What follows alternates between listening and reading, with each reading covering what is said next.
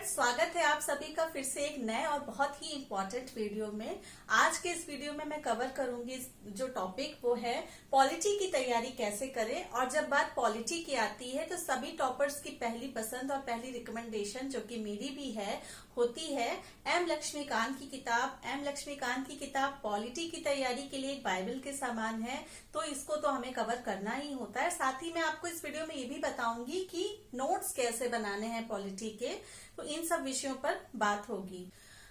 अब पॉलिटी के लिए जब लक्ष्मीकांत की बुक की बात आती है तो अपने आप में ये एक ह्यूज बुक है और इसमें लगभग 92 चैप्टर्स हैं। आपका जो है 7th एडिशन जो है, तो बहुत सारे एस्पिरेंट शुरू में देख के ही डर जाते हैं कि इतनी भारी भरकम किताब को हम कैसे पढ़ें, इसके नोट्स कैसे बनाएं और सबसे जरूरी बात कि इसको मेमोराइज कैसे रखें इन सारी चीजों को।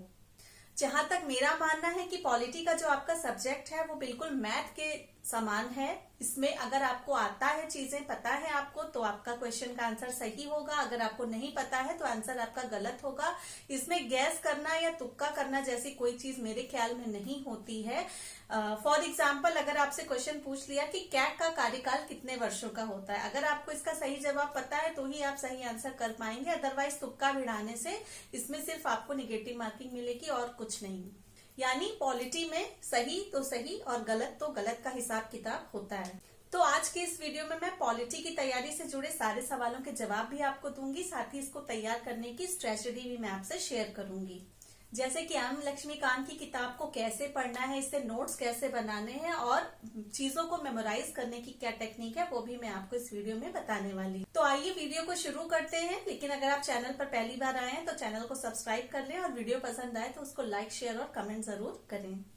दोस्तों, पॉलिटी का महत्व हमारे सिविल सर्विसेज के एग्जाम में कितना है ये बताने की जरूरत मुझे नहीं है, क्योंकि ये जो पॉलिटी राज्य व्यवस्था का आपका सब्जेक्ट है, ये आपके प्रीलिम्स के लिए भी इम्पोर्टेंट है, मेंस के लिए भी इम्पोर्टेंट है और इंटरव्यू में भी अक्सर इससे सवाल इंटरव्यू पैनल पूछ ही लेता है। और इसके जो कोर कॉन्सेप्ट्स हैं उनके बारे में इंटरव्यूअर्स भी पूछते हैं इंटरव्यू में।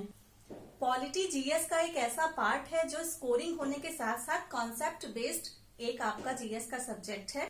साथ ही इसमें जो चीजें हैं, जो कॉन्सेप्ट है, वो बदलते नहीं है जल्दी।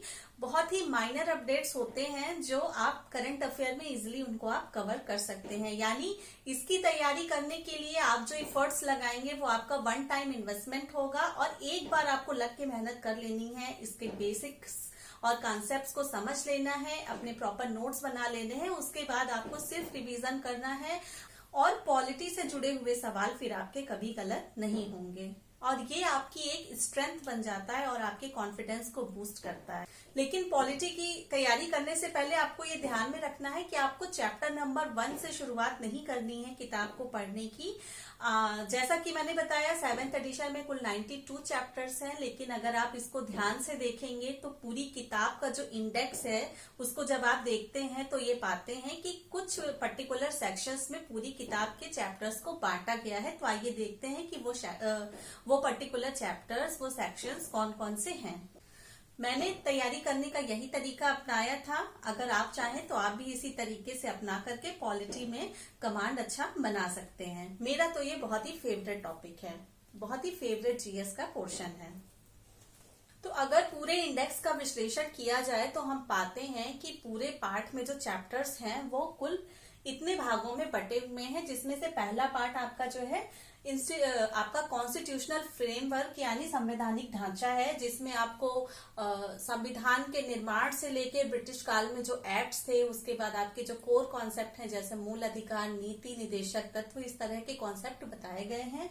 फिर सरकार की कार्यप्रणाली, जिसमें केंद्र सरकार, राज्य सरकार की अलग अलग, संसद की कार्यप्रणाली जिसमें लोकसभा, राज्यसभा और राज्य विधायिका और विधान परिषद की बात की गई है। फिर आपका जुडिशरी कहा जाता है, जिसमें सुप्रीम कोर्ट, हाई कोर्ट और उनसे रिलेटेड बहुत सारे चैप्टर्स दिए हुए हैं, जैसे जुडिशियल एक्टिविज्म, इस तरह जुडिशियल रिव्यू, इस तरह के चैप्टर्स दिए हुए हैं। और आपका स्थानीय स्वशासन, उसमें आपका जो है पंचायती राज व्यवस्था और स्थानीय शहरी जो लोकल अर्बन बॉडीज होती हैं उनके शासन प्रणाली के बारे में बताया गया है। फिर आपका जो है संवैधानिक आयोग या निकायों से संबंधित जो है चैप्टर हैं बहुत सारे, और गैर संवैधानिक आयोग से रिलेटेड चैप्टर्स हैं, जैसे इसमें आपका चुनाव आयोग, वित्त आयोग, इस तरह की बॉडीज आ जाएंगी। और गैर संवैधानिक आयोग में आपका महिला आयोग और आपका मानवाधिकार आयोग, इस तरह की बॉडीज आ जाएंगी, सूचना आयोग। तो और आपका जो है एक पॉलिटिकल डायनेमिक्स वाला सेक्शन है जिसमें आपका जो है वोटिंग बिहेवियर और आपके जो है जनप्रतिनिधि अधिनियम वगैरह, इस तरह के जो टॉपिक्स हैं, और चुनाव प्रणाली में धीरे धीरे जो सुधार हुआ, इस तरह के जो है आपके चैप्टर्स बताए गए हैं। और कुछ मिसलेनियस टॉपिक्स भी हैं, तो उनको सबको इसी सेक्शन में हम रखते हैं। अब आप देखें तो हम शुरुआत कहाँ से करें, तो शुरुआत आपको करनी चाहिए इन दोनों में से किसी एक सेक्शन से। आप संवैधानिक निकाय वाला पार्ट पकड़ लें या फिर गैर संवैधानिक आयोग वाला पार्ट पकड़ लें। इसमें आपको बहुत ढेर सारे चैप्टर्स मिलेंगे एक के बाद एक। तो इस वाले पार्ट में बात करें तो इसमें ही अकेले आपको करीब 10 से 12 चैप्टर्स देखने को मिलते हैं। तो इनको एक एक करके आप पहले पढ़िए और आप पढ़िए किताब को, उसके बाद उसको अंडरलाइन करते चलिए मेन बिंदु को, और एक A4 शीट ले लीजिए। उसमें आप जो है जो भी बॉडी है, निकाय है, उसका आप जो है ऊपर टाइटल डालिए। उसके बाद एक A4 शीट में ही आपको जो उसके मेन प्रावधान है उसको आपको लिख लेना है। एग्जाम्पल संघ लोक सेवा आयोग का चैप्टर है, उसमें आपको लिख लेना है कि इनके सदस्यों का कार्यकाल कितना होता है, कितने पद होते हैं अध्यक्ष और सदस्य के। उसके बाद आपको जो है इनकी नियुक्ति कौन करता है, इनको हटाने का क्या प्रावधान है, और इनके वेतन भत्ते वगैरह कैसे निर्धारित होते हैं। इसके बाद आप इनके कार्य देखेंगे, और आपको जो नोट्स बनाने हैं उसमें पूरा सेंटेंस नहीं लिखना है, सिर्फ आपको पॉइंटर्स के फॉर्म में लिखना है। जितने कम शब्दों में नोट्स आप बनाएंगे उतना ही ज्यादा आप उसको अच्छे से रिवाइज कर पाएंगे, और ये आपको मेंस में भी काम देगा। और फिर उसके भी जो प्रावधान दिए हुए हैं इसको आप लिख लेंगे, तो ये आपका एक पूरा सेक्शन कंप्लीट हो जाएगा। और साथ ही आपके लगभग 12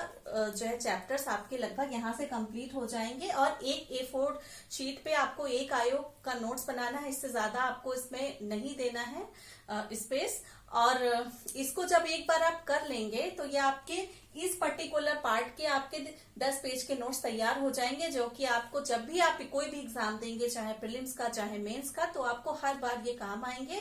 और आप जब पहली बार पढ़ेंगे बुक को तो हो सकता है एक पार्ट पढ़ने में आपको 1 से 1.5 घंटा लगे, लेकिन आपको रिवीजन करने में मात्र 10 मिनट का टाइम लगेगा। इसके बाद आप सेकंड नंबर पर आप ये गैर संवैधानिक आयोग वाला टॉपिक पकड़ सकते हैं। इसमें आपको नीति आयोग पे हर बार लगातार मेंस में क्वेश्चन आता है। अल्पसंख्यक आयोग, इस तरह की जो बॉडीज हैं आप उनको जो है लिख सकते हैं। अगेन उसी तरह A4 शीट पे आप टाइटल डाल दीजिए ऊपर, और उनसे संबंधित मेन प्रावधान, उनका कार्यकाल कितना होता है, अध्यक्ष सदस्यों की नियुक्ति कौन करती है, नियुक्ति समिति में कौन कौन होता है, इनको हटाने का क्या प्रावधान है, इनके वेतन और शर्तें कैसे निर्धारित होती हैं काम करने की, ये सब चीजें आप एक A4 शीट पे इन सबको ले आइए। और आपके प्रॉपर ये 2 सेक्शन मिलाकर लगभग जो है 30 से 35% बुक आपकी यहाँ पे कवर हो जाती है। इसके बाद आपको कॉन्फिडेंस आ जाएगा जब आप देखेंगे कि इतनी मोटी किताब का आपने काफी हिस्सा यहाँ पर कवर कर लिया है। तो फिर अब आप आ जाइए स्थानीय शासन पर, क्योंकि ये सारे टॉपिक्स जो मैं आपको बता रही हूँ ये प्रीलिम्स में भी आते हैं, मेंस में भी आते हैं, और हर बार इनसे क्वेश्चन आता है। तो स्थानीय स्वशासन का भी आप ऐसे ही करके नोट्स बना लीजिए। जैसे आपका पंचायती राज है तो उससे इम्पोर्टेंट जो समितियां थी उनका कालक्रम जरूर पूछते हैं, उसको आप जरूर लिख लीजिएगा ईयर के साथ कि किस क्रम में समितियां बनी। और मेन रिकमेंडेशन आपको याद रखनी है। पंचायतों के जो 29 विषय हैं मोटे मोटे सरसरी तौर पर आप वो याद रख लीजिएगा। और अन्य जो मेन प्रावधान है उसको A4 शीट पे आपको लिख लेना है। लंबे लंबे सेंटेंसेस नहीं बनाने हैं, सिर्फ बुलेट पॉइंट में टू द पॉइंट बात को लिखना है, जितना आप एग्जाम में रिवाइज करने के लिए जरूरी समझते हैं।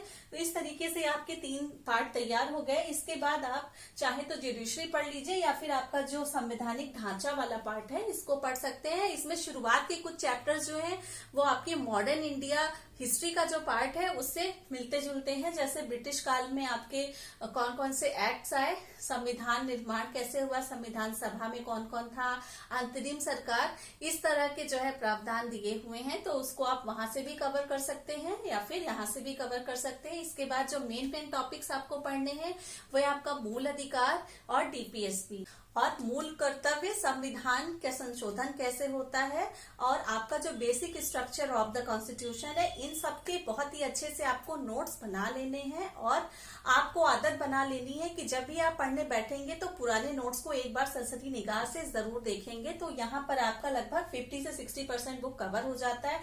इसके बाद आप जुडिशरी में भी आप एक बार अगर कवर कर लेंगे सुप्रीम कोर्ट और हाई कोर्ट के प्रावधान और उससे रिलेटेड टॉपिक्स, तो आपका ये भी एक पूरा कॉन्सेप्चुअल बेसिस है कि किसके क्या पावर्स हैं और नए नए जो कॉन्सेप्ट आ रहे हैं न्यायपालिका में, उसको भी आप एक बार अच्छे से पॉइंट डाउन कर लेंगे तो हमेशा के लिए ये आपके लिए इसके कॉन्सेप्ट क्लियर हो जाते हैं। बार बार आपको सिर्फ रिवीजन ही करना होता है, बस और कुछ नहीं। इसके बाद आपका जो है सरकार की प्रणाली बचता है। ये अपने आप में एक बहुत ही बल्कि और ह्यूज चैप्टर है। इसमें आपको संसद, राज्यसभा और आपका जो है स्टेट लेजिस्लेचर, ये सब आपको पढ़ना होता है। इसमें बहुत सारे आपके जो पद होते हैं, मुख्यमंत्री का पद, राष्ट्रपति, प्रधानमंत्री, तमाम तरह के टॉपिक्स हैं, संसदीय कार्य प्रणाली, केंद्र राज्य संबंध, और ये बहुत ही इंपॉर्टेंट है, इसको आप स्किप नहीं कर सकते हैं। तो ये बहुत ही टाइम टेकिंग है, जबकि ये वाले जो प्रावधान है जैसे गैर संवैधानिक आयोग, जितने भी आप पढ़ेंगे बस आयोग का नाम बदल जाता है, उसके अपॉइंटिंग अथॉरिटी वगैरह बदलती है, लेकिन उसका जो पावर्स और उसकी जो लिमिटेशन है वो लगभग सेम होती है। तो जब एक टॉपिक का, एक चैप्टर का नोट्स आप बनाते हैं तो दूसरे में आपको वही चीजें रिपीट में मिलती हैं, तो आपको दिक्कत नहीं होती है। लेकिन इसमें आपको टाइम लगेगा और इसको अच्छा खासा टाइम देके एक बार जुट करके तैयार कर लेंगे तो आपके लिए आसान हो जाएगा। तो इस तरह से आपका, और फिर जो आपका डायनेमिक्स वाला है, ये छुटपुट वाले चैप्टर्स हैं जो कभी कभी पूछे जाते हैं, जैसे पॉलिटिकल डायनेमिक्स हो गया, दबाव समूह हो गया। इस तरह के जो टॉपिक्स हैं आपके, ये मेंस के लिए ज्यादा इंपॉर्टेंट है, प्रीलिम्स में उतना नहीं आता। देश नीति, ये आपका जो है आपका आईआर वाला टॉपिक है, इससे आप कर सकते हैं। तो ये जो पोर्शन है ये वाले, ये ज्यादातर मेंस से रिलेटेड है। प्रीलिम्स में इसमें कम चीजें ही पूछी जाती हैं, तो इसको आप उस हिसाब से प्रीलिम्स के बाद में भी पढ़ सकते हैं। तो इस तरीके से अगर आप एक बार नोट्स बना लेते हैं तो आप बहुत ही कॉन्फिडेंस में आ जाते हैं, और बार बार आप जब इसका रिवीजन करते हैं तो आपको जो है बहुत आसानी होती है। इसके बाद आप, एक जो पॉइंट था कि इसको मेमोराइज कैसे करना है, तो उसका एक ही तरीका है कि बार बार फ्लिप करना पेजेस को और रोज सुबह रिवीजन करना, यही एक इसका की पॉइंट है। लक्ष्मीकांत की किताब के पीछे बहुत सारे अपेंडिक्स भी दिए हुए हैं, आपको उनको जरूर देखना है। और एक अपेंडिक्स है जिसमें संविधान के आर्टिकल नंबर 1 से लेके पूरे लास्ट तक 395 नंबर तक आर्टिकल्स दिए हुए हैं, उसको आपको एक बार जरूर पलट के देखना है। रोज पलटते पलटते पन्ना आपको मेमोराइज हो जाएगा। इसी तरह से आपके जो संवैधानिक संशोधन थे वो भी लिस्टिंग दी हुई है, उनके आपको कतई नोट्स नहीं बनाने हैं कि आप संवैधानिक संशोधनों का बनाने बैठ जाए नोट्स, क्योंकि उसकी बिल्कुल जरूरत नहीं है। सिर्फ उन्हीं चीजों के नोट्स बनाइए जो बिना नोट्स के आपके लिए दिक्कत करती हैं, जो आपको इजी फॉर्म में दी हुई हैं उसका नोट्स नहीं बनाना है। तो इस तरीके से आप पॉलिटी को तैयार करेंगे तो आपकी पॉलिटी अच्छे से कम समय में तैयार हो जाएगी और आप एक अच्छे कॉन्फिडेंस के साथ पॉलिटी के क्वेश्चंस को अटेम्प्ट कर पाएंगे। और साथ ही साथ आप एमसीक्यूज सॉल्व करने की प्रैक्टिस भी जरूर करें प्रीलिम्स के टाइम पे। और जब भी कोई करंट अफेयर में आपको पॉलिटी से रिलेटेड टॉपिक मिले, जैसे कोई अपॉइंट हुआ है, किसी आयोग में नया अध्यक्ष आया है, तो आप एक बार उसके प्रावधानों को जरूर साथ में रिवाइज करें। इस तरीके से आपकी जो पॉलिटी के कॉन्सेप्ट्स है वो आपके जहन में बैठ जाएंगे। जैसे कि मैंने बैठाया था, ये मेरा एक फेवरेट जीएस का सब्जेक्ट है और आज भी मुझे आर्टिकल्स रटे हुए हैं, क्योंकि मैंने एक बार उस पर मेहनत की, टाइम और इफर्ट का इन्वेस्टमेंट किया, जिसका मुझे आज भी फायदा मिलता है। आई होप कि आपको ये वीडियो हेल्पफुल लगी होगी और फिर मिलते हैं किसी नए वीडियो में। तब तक पढ़ाई करते रहिए, धूम मचाते रहिए।